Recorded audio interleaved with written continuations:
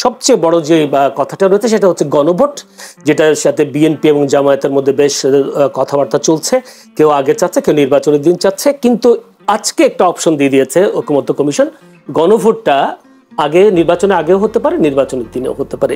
এই বক্তব্যটাকে আসলে কোন ধরনের জটিলতা তৈরি করছে কিনা? এটা তো জটিলতা ওই অর্থে যে ওনার যে দীর্ঘদিনের আলোচনা, ওই আলোচনাতেই তো ছিল যে এক পক্ষ চেয়েছিল যেটা আগে হবে, বিশেষ করে জামায়াত চেয়েছিল আগে হবে, আর বিএনপি বরাবরই বলছে যে এটা ইলেকশনের দিন হতে পারে। তো তাহলে তো সেটাই তো রাখলো সরকার। তাহলে এখানে কি ডিসিশন নিল সরকার? তো একটা কনক্রিট একটা ডিসিশন নিতে হবে, হয় আগে নয় পরে। সেটা নিয়ে তখন রাজনৈতিক দলগুলো চিন্তা করার বিষয়। তো একই জিনিস ঝুলিয়ে রাখা হলো এখানে, যে আপনি কনক্রিট একটা ডিসিশন দিলেন না, ঐকমত্য কমিশন আবার দিল, এখন বলবো যে এটা সরকার নির্ধারণ করবে, আমরা সুপারিশ করেছি। তো সেদিক থেকে যে আপনারা যে সুপারিশ করেছেন সেখানেও আবার অনেক পেঁচালো বিষয় রয়ে গেছে, যে 9 মাস ধরে এগুলা বাস্তবায়নের বিষয় আছে, বাস্তবায়ন না হলে আবার সেটা হতে পারে, অটোমেটিক হয়ে যাবে, সংবিধানে এটা সংশোধনী হিসাবে গৃহীত হয়ে যাবে।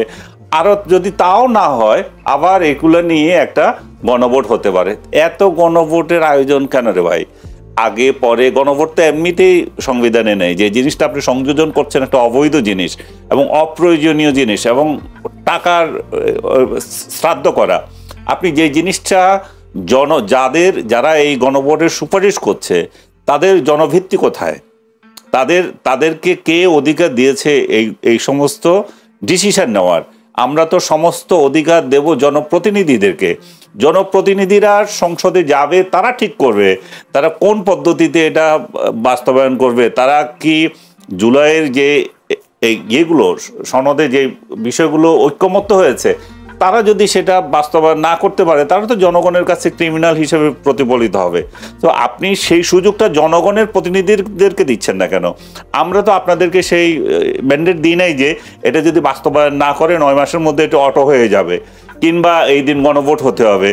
সেই বিষয়গুলো তো বাস্তবায়নের জন্য জনপ্রতিনিধিদেরকে দেন। আপনি যাদেরকে নিয়ে এই বাস্তবায়ন পর্ব করেছেন, সেখানে কতজনের প্রতিনিধি আছে? যারা জনভিত্তি তাদের কতটুকু আছে? এখানে বিএনপি এবং জামাত ছাড়া তো অন্য রাজনৈতিক দলের ভিত্তিই নাই যারা এখানে স্বাক্ষর করেছে। আর তারাও যদি আপনি যদি হোল বাংলাদেশি জনগণের চিন্তা যদি করেন, সেখানেও এটা অনেক অর্ধেকেরও কম হবে যদি আপনি ভোট তত্ত্বে যদি হিসাব করেন। বাট আমি ওই জায়গায় যেতে চাই না। আমি যেতে চাই যে জনগণের প্রতিনিধিরা এটা ঠিক করবে তারা ভোট দেবে কি না দেবে, এবং সেই সংসদের মেয়াদ কতদিন হবে, বা 9 মাসে করবে না 6 মাসে করবে, এগুলোকে দিয়ে একটা আমার কাছে মনে হচ্ছে যে স্পষ্টতই একটা ধোঁয়াশা তৈরি করা, একটা ধোঁয়াশা তৈরি করা এবং নির্বাচনকে একটা জটিল প্রক্রিয়া নিয়ে যাওয়া, নির্বাচনকে একটা অনিশ্চয়তার দিকে ঠেলে দেওয়া। এখন এটা নিয়ে এখন অলরেডি আমি দেখেছি যে বিএনপি এটা নিয়ে বলছে যে ঐক্যমত্য কমিশন আসলে অনৈক্য সৃষ্টির চেষ্টা করছে। তো তার মানে হচ্ছে যে এই নির্বাচন নিয়ে তাহলে আমরা একটা অনিশ্চয়তার মধ্যে পড়ছি, এবং এটা অনিশ্চয়তা সৃষ্টি করাই ঐক্যমত্য কমিশনের কাজ হয়ে গেছে। আসলে সমাধানের দিকে তারা যাচ্ছে না, সমাধানের দিকে যাচ্ছে। আমার একটা প্রশ্ন, সেটা হচ্ছে আপনি বলছেন জনপ্রতিনিধিদের কাছে দায়িত্বটা দেওয়ার। জনপ্রতিনিধিদের কাছে দায়িত্ব যদি দেয় লাগে, তাহলে এতদিন ধরে ঐক্যমত্য কমিশনের মধ্যে বৈঠকটা কেন হলো? বৈঠকটা করেছে এই জন্য যে তারা একটা সিলেক্ট করেছে কোন কোন সাবজেক্টগুলো। তারা যে সব কিছু খারাপ করেছে আমি তো তা বলবো না। তারা যে 84টা পয়েন্ট দিয়েছে, সেখানে অনেক পয়েন্ট আছে সংস্কারের প্রশ্নে, এগুলো দরকার আছে। কারণ আমরা যে একটা রাষ্ট্র সংস্কারের গল্প বলছি, সেই গল্পটা আসলে কোথায়? সেই গল্পগুলো আপনি ঠিক করে দিয়েছেন। এখন আপনি সেই জায়গাগুলো কনক্রিট করে দিয়েছেন। আমরা এই রাজনৈতিক দলগুলো যারা এই আলোচনায় ছিল, মনে করেন তারাই এখন একমত হয়েছে যে আমরা এই জিনিসগুলো করবে। তো তাহলে যারা যদি করবে, তো তাদেরকে যে ম্যান্ডেট দিবে জনগণ, সেই জনগণের প্রতিনিধিরা সংসদে করবে, তাদের সমস্যাটা কোথায়? যে interest of the citizen, interest of the country, এই বিষয়গুলো আসলে বিগত 54 বছরে আমরা কোন কোন রাজনৈতিক দলের কাছে দেখেছি? আসলে interest of the country, interest of citizen, এই বিষয়ে বেশি তো সব রাজনৈতিক দলে জনগণের ইন্টারেস্টের কথা বলে। আপনি কোন স্পেসিফিক পয়েন্টে বলতেন? 54 বছরের কত কাহিনী বলবো? জি, একটু আপনি যদি বলতেন আগে যারা ক্ষমতায় ছিলেন তারা নাগরিকের কতটুকু দায়িত্ব পালন করেছেন বা দায়িত্ব পালন করতে সচেষ্ট ছিলেন, কেন এত আন্দোলন সংগ্রামের মধ্যে 54 বছর গেল? 54 বছর গেছে, 54 বছরে তো আমাদের অগ্রগতি হয়েছে। 54 বছর তো আমরা মানে অশ্বডিম্ব নিয়েছিলাম না। 54 বছরে আমরা যে রাষ্ট্র থেকে পৃথক হয়েছি সেই রাষ্ট্রের তুলনায় সব কটি পয়েন্টে আমরা এগিয়ে গেছি। তার মানে আমাদের এখানে যেই সমস্ত শাসকরা এসেছেন কম বেশি সবাই অবদান রেখেছেন। অবদান আমরা বরং দেখতে পাচ্ছি না গত 14 মাসে, গত 15 মাসে। গত 15 মাসে বাংলাদেশ যেখানে ছিল তার থেকে পিছিয়ে যাচ্ছে। একের পরে 17 বছরে কিছু ইন্টারেস্ট অফ সিটিজেন ছিল। ইন্টারেস্ট অফ সিটিজেন বলতে আপনি কি বুঝাতে চাচ্ছেন এখানে? আমি সেটাই তো বুঝতে পারছি না। নাগরিকের অধিকার প্রতিষ্ঠা ছিল, নাগরিক কথা বলতে পারতো, আপনি যদি ভোটের কথা বলেন, ভোট হয়তো হয়নি, ওইটা পার্টিসিপেটরি ভোট হয়নি। এখানে একদলীয় ভোট হয়েছে, এক গোষ্ঠী নির্বাচিত হয়েছে, কিংবা পার্টিসিপেটরি ভোট যেটা হয়েছে সেখানে তারা বঞ্চিত হয়েছে ভোট দিতে, বা তাদের সাথে প্রতারণা হয়েছে, সেগুলো তো সবাই জানে। এগুলো তো পুরনো প্যাচাল, এগুলো নিয়ে তার কথা বলার কিছু নাই। কিন্তু জন আকাঙ্ক্ষা যদি বলে থাকেন, রাষ্ট্রের অগ্রগতি যদি বলে থাকেন, একেবারে পিছিয়ে গেছি আমরা সেটা তো বলতে পারবো না। আমাদের অনেক কিছু তো এখন বলা হচ্ছে আমাদের এই পাবো সেই পাবো, কোথায় কি পাবো? আমরা তো 5 জুলাইয়ের পরবর্তীতে যে বাংলাদেশ দেখছি, 5 অগাস্টের পরে যে বাংলাদেশ দেখছি, প্রত্যেকটা সেক্টরে আমরা পিছিয়ে আছি। আপনার এই টেলিভিশন টক শোতে আসার জন্য আমাকে এই প্রেস ক্লাব থেকে বের হইতে আধা ঘন্টা লাগছে, কারণ সেখানে একটার পর একটা মিছিল চলতেছে এবং রাস্তা বন্ধ করে। যে এই যে অরাজকতা এবং এই রাস্তাগুলোকে সরাবে, এই যে অরাজকতা, এইটা তো আমি আর দেখি নাই। এটা তো জুলাইয়ের আগে তো এটা এরকম ছিল না তো। রাষ্ট্র আন্দোলন ছিল, আন্দোলন করতে দেওয়া হয়নি, বিষয়টা তো এরকম না। আন্দোলন ছিল, এটা শৃঙ্খলা ছিল। এখানে যে আপনি রাস্তায় আসবেন, মা বাপ নাই তো এখানে রাস্তায় আসবে, তারা কোথায় দাঁড়াবে, কিভাবে দাঁড়াবে, আন্দোলন ছিল না কেন? আন্দোলন কি কম ছিল? আন্দোলন বলছে, তারা বলছে তাদের কাছে বলা হয়েছে আপনারা এখন কেন আন্দোলন করেন? এই সরকারের আমলে আমাদের সমস্ত দাবি পূরণ করার একটা সুযোগ না। এই সরকারের আমলে দাবি পূরণের সুযোগ না, এই সরকারের দুর্বলতার সুযোগ। এই সরকার আমলে যে ওনাদের সমস্ত দাবি যে পূরণ হয়ে যাবে তা তো না। উনি দিয়ে গেলেন এবং সেগুলো তো রাষ্ট্র পূরণ করবে কিভাবে সেটাও তো ভাবতে হবে। আমার কাছে এসেছে, আমি তাই আপনার হাতেম তাই হয়ে সবগুলো দিয়ে যাব, কিন্তু পরবর্তী সরকার সেটা কিভাবে চালাবে সেই জিনিসটা কি খেয়াল আছে? সেগুলো তো দেখতে হবে। এখন আমি যেটা আপনাকে বারবার বলতে চাচ্ছি যে এই 17 বছরে কিছু হয় নাই, 25 বছরে কিছু হয় নাই, 54 বছরে কিছু হয় নাই, এইসব গল্প শুনতে আর আগ্রহী না। এখন সামনে কি হবে সেই গল্প আমরা দেখতে চাই। আগামী 5 বছরে কি হবে, 10 বছরে কি হবে, রাষ্ট্রের কি হবে, মানে জনগণের অধিকার কি হবে, সেগুলো আমরা ক্লিয়ার পেতে চাই। কিন্তু আমাদেরকে যে গল্প শোনানো হয়েছিল মানবাধিকার থাকবে, আমাদেরকে যে গল্প শোনানো হয়েছিল আইনের শাসন থাকবে, দুর্নীতি থাকবে না, প্রত্যেকটা সেক্টরে যেটা যেটা বলা হয়েছে তার উল্টোটাই হচ্ছে এবং শেখ হাসিনার আমল থেকে আরো বেশি করে হচ্ছে। তো তার মানে হচ্ছে যে এখানে এই গল্পগুলো জনগণের কাছে সবসময় একই গল্প শোনানো হয়, জনগণকে শুধু আশ্বাস দেওয়া হয়, আসলে জনগণের যে চাওয়া পাওয়ার সেই ব্যবধানটা রয়ে যায়। সেই কথাই বলছি। আপনি কোনো সমস্যা দেখছেন কেন যে নাহিদ ইসলামরা জুলাই সনদে স্বাক্ষর করবেন, এক ধরনের একটা হুমকি দিয়েছেন? তাদের যুক্তি ছিল এটি সনদ বাস্তবায়ন আদেশের নোট অফ ডিসেন্ট বাতিল সহ সংবিধান সংস্কার বিষয়ে ঐকমত্য কমিশন সুপারিশগুলো লিপিবদ্ধ করলেই জুলাই সনদে স্বাক্ষর করবে এনসিপি। এই বিষয়ে তাদের বক্তব্যটাকে আসলে আপনি জুলাই সনদ নিয়ে কোনো ধরনের জটিলতা তৈরি হবে বলে মনে করেন কিনা? তারা তো স্বাক্ষর করে নাই, সেটাতে জটিলতা কি হবে? তা অনেকেই তো স্বাক্ষর করে নাই, তাতে কিন্তু বড় বড় রাজনৈতিক দলগুলো এখানে অনুপস্থিত। তো জুলাই সনদ যারা বানাচ্ছে সেই সনদে কি বলা হয়েছে যে রাজনৈতিক দলগুলো সবাই স্বাক্ষর না করলে এটা বাস্তবায়িত হবে না? সে সত্য তো নাই। এটা তো বলাই আছে যে ওরা বারবারই বলেছে সবাইকে এখানে স্বাক্ষর করতে হবে, যেটা তারা কেন? তাদের বাইরেও তো আরো আছে, বাম 4 দল করে নাই। তো তাহলে তারা করে নাই যে ওরাও তো করে নাই, তো তাহলে ওদের জন্য কি বসে থাকবে নাকি? শুধু এনসিপি করে দিলে হয়ে গেল, সহি হয়ে গেল, বাকি 4 জন কোথায় যাবে? তাহলে 4 দল কোথায় যাবে? তো 52টা রাজনৈতিক দল বা 55টা রাজনৈতিক দলের থেকে মাত্র 25টা করেছে। তো এখানে তো সংখ্যাতেও তো অনেক নাই। আপনি আওয়ামী লীগ আর জাতীয় পার্টির কথা বাদ দেন, বাকি যেগুলো আছে ওগুলো কই? ওগুলোও তো করে নাই। তো এগুলো হচ্ছে আমি মনে করি না যে খুব একটা বড় ধরনের কোনো সমস্যা হবে, কিন্তু ইনডিসেন্ট দেখায়। তারা জুলাই আন্দোলনে যাদের একটা ভূমিকা ছিল, সেই রাজনৈতিক দল যারা সংস্কারের বিভিন্ন দাবি করছিল, তারা যখন এখানে অনুপস্থিত থাকে একটা ইনডিসেন্ট দেখায়। কিন্তু এটা বাস্তবায়নের পক্ষে আমার মনে হয় না যে তাতে কোনো সমস্যা হবে। আর একটা প্রশ্ন, বাংলাদেশের একজন বেশ ভালো উপস্থাপক, নামকরা উপস্থাপক খালেদ মহিউদ্দিন বাংলাদেশে এসেছিলেন, তিনি একটি আলোচনায় বলেছেন তিনি শেখ হাসিনার সাক্ষাৎকার দিবেন, এর জন্য জেল জুলুম হলেও তিনি পরোয়া করেন না, বা তিনি এভাবে বলেছেন যে সেক্ষেত্রে আইনের কোনো ব্যত্যয় ঘটলেও তিনি তা নেবেন বলে জানিয়েছেন সাংবাদিক খালেদ মহিউদ্দিন। কেউ কেউ বলছেন খালেদ মহিউদ্দিন শেখ হাসিনার এই সাক্ষাৎকারের মাধ্যমে আওয়ামী লীগকে ফেরাবার চেষ্টা করছেন, আপনি কি বলবেন? আমি এগুলো মনে হয়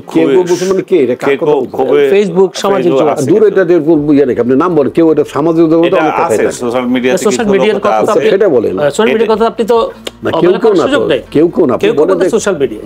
আচ্ছা, সোশ্যাল মিডিয়া এটা নিয়ে অনেক কথা হচ্ছে, আমি গত 2 দিন থেকে দেখতে পাচ্ছি, কিন্তু বাস্তবতা হচ্ছে যে খালেদ মহিউদ্দিন কি বলেছিল, ও বলেছে যে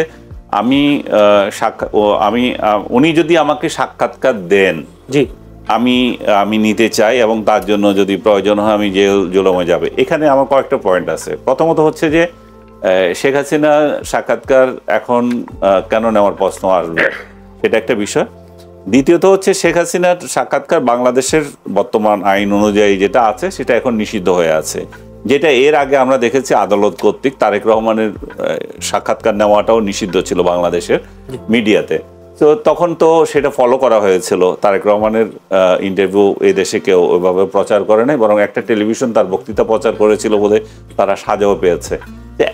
একই কাহিনী এখানে অ্যাপ্লাইড হবে। আদালত, সরকার যদি নির্ধারণ করে থাকে, আদালত যদি নির্ধারণ করে থাকে যে শেখ হাসিনার ইন্টারভিউ এখানে যাবে না, তাহলে তো সেটা নেওয়ার প্রশ্ন আসে না। এখন কথা হচ্ছে যে খালেদ মহিউদ্দিন কেন এটা চাচ্ছে, এটা নির্ভর করতেছে সে কোন মিডিয়ায় কাজ করে। আমি ইচ্ছা করলে আমি শেখ হাসিনা ইন্টারভিউ নিতে চাই, আমার খায়েশ প্রকাশ করলাম। এখানে দুইটা জিনিস আছে, একটা হচ্ছে প্রথম যে বিষয়টা আছে, শেখ হাসিনা কি বসে রয়েছে আমাকে ইন্টারভিউ দিতে? ভাবখানা এমন যে শেখ হাসিনা বসে রয়েছে আমাকে ইন্টারভিউ দিতে। শেখ হাসিনা যদি ইন্টারভিউ দেন, আমি দিতে চান, উনি দিতে চান কেন? উনি দিতে চাওয়ার জন্য কি দেশের সারা ওয়ার্ল্ডে আর কোনো লোক পাচ্ছে না? ইন্ডিয়ার দিল্লি হচ্ছে সারা ওয়ার্ল্ড মিডিয়ার হাব, সেখানে এমন কোনো মিডিয়া নাই যেখানে সারা ওয়ার্ল্ডের সেখানে তার প্রতিনিধি নাই। শেখ হাসিনা যদি ইন্টারভিউ দিতে চান, হাজার হাজার মিডিয়া আছে যে সেটা কভার করার জন্য। এখন কথা হচ্ছে শেখ হাসিনা অভিপ্রায় ব্যক্ত করেছে কিনা, তা তো করেন নাই। তো শেখ হাসিনা অভিপ্রায় ব্যক্ত করেন নাই, আরেকজন সাংবাদিক বলবো উনি যদি দিতে চান, এটা নিয়ে এত শোরগোল করার আমি কোনো কিছু দেখি না। দ্বিতীয়ত হচ্ছে যে খালেদ মহিউদ্দিন যে মিডিয়াতে কাজ করেন, মনে করেন উনি বিবিসিতে কাজ করেন, বিবিসি যদি লন্ডনের একটা প্রতিষ্ঠান হয়ে থাকে, বা CNN এ কাজ করে থাকেন, ওটা যদি আমেরিকান প্রতিষ্ঠান হয়ে থাকে, তাহলে তো তার বাংলাদেশে আইনে যেই কথা বলা হয়েছে শেখ হাসিনা ইন্টারভিউ নেওয়া যাবে না, সেটা তার জন্য প্রযোজ্যই না। তো তাহলে বিষয়টা নির্ভর করছে আমার আউটলেট কোনটা, আমি কার জন্য কাজ করছি। আমার প্রতিষ্ঠানেই তো এটা আমার ইন্টারভিউ পাবলিশ করবে না, তো তাহলে আমার এটা নিয়ে এত টেনশন করার দরকার নেই, এবং এটা নিয়ে বাহাদুরি করার যেমন দরকার নাই, এবং এটা নিয়ে জুলাইকে মকারি করারও যেমন দরকার নাই, তেমনি জুলাইয়ের যে যোদ্ধারা আছে তারাও এটা নিয়ে হাহাকার যে পড়ে গেছে, এটা আমার প্রয়োজন মনে করি না। সবচেয়ে বড় কথা হচ্ছে শেখ হাসিনাকে প্রতিষ্ঠিত করা। শেখ হাসিনাকে প্রতিষ্ঠিত করার কি আছে? শেখ হাসিনা একটা রাজনৈতিক দলের নেত্রী, তাকে পরাজিত করা হয়েছে, উনি এখন অন্য একটা দেশে আশ্রিত। তার রাজনীতিতে তাকে প্রাসঙ্গিক করে তুলছে কারা? তাকে প্রাসঙ্গিক করে তুলছে তো বর্তমান সরকার, তাকে প্রাসঙ্গিক করে তুলছে যে জুলাইয়ের ব্যক্তিরা। আপনি স্বাধীনতা যুদ্ধ করলেন, আপনি শেষ করতে দেন, আমার শেষ করতে দেন, তারপর কথা বলেন। আপনি স্বাধীনতা যুদ্ধ করলেন, স্বাধীনতা যুদ্ধ করে আপনি এমন সব কর্মকাণ্ড করছেন যেটা স্বাধীনতার বিপক্ষে যায়, এবং যেটা মানুষের মধ্যে একটা আকাঙ্ক্ষা তৈরি করে যে আহা, পাকিস্তান আমলেই তো ভালো ছিলাম। তো একই কাহিনী তো আমরা এখনো দেখতে পাচ্ছি। আপনি 5 আগস্ট একটা বিপ্লব ঘটালেন, সেই বিপ্লবের পরবর্তীতে যারা পরাজিত শক্তি তাদেরকে নিয়ে বারবার আলোচনা করছেন, এবং তাদের প্রয়োজনীয়তাটা আপনি জনগণের কাছে বুঝিয়ে দিচ্ছেন কি দিয়ে? আপনার শাসন দিয়ে। আপনার শাসন দিয়ে এমন নিম্নস্তরের শাসন যেটা দিয়ে জনগণ, সাধারণ রিকশাওয়ালা পর্যন্ত আপনাকে রাস্তায় গালাগালি করতেছে। আমি তো কোথাও দেখি না যারা বলেন যে আপনারা ডক্টর ইউনূসের শাসনে এত খুশি, এত আনন্দের বন্যা বয়ে যাচ্ছে, সেই লোকগুলোকে আপনারা ইন্টারভিউ করেন। আপনারা যে মিডিয়াগুলো এখন আছেন, তারা সেই লোকগুলোর ভয়েস নেন না কেন? যে সেই লোকগুলো বলুক যে আমরা আনন্দে বন্যায় ভাসতেছি ডক্টর ইউনূসের শাসনে, আমরা ওনাকে আরো 5 বছর চাই, ওনাকে আরো 10 বছর চাই। সেটা না এনে আপনারা ব্যক্তিকে অভিযুক্ত করেছেন।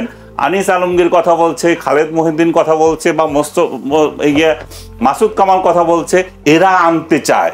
এরা আনতে চাইবে কি করে? আমরা যদি এমন শাসন দিই, আমরা যদি আমরা জুলাইয়ের যোদ্ধারা আমরা যদি চাঁদাবাজি মাস্তানি এগুলোতে না গিয়ে আমরা যদি রাষ্ট্রকে কিভাবে আগামীতে কিভাবে নিয়ে যাব, রাষ্ট্র পরিচালনার দৃষ্টিভঙ্গি কি হবে, আমাদের রাজনৈতিক দৃষ্টিভঙ্গি কি, এগুলো যদি আমরা জনগণের কাছে তুলে ধরি, আমরা যদি শেখ হাসিনার শাসন যে কত খারাপ ছিল সেটা তুলে ধরতে পারি এবং আমরা দেখাতে পারি যে আমাদের শাসন কত ভালো, তাহলে তো মানুষ শেখ হাসিনাকে স্মরণই করবে না।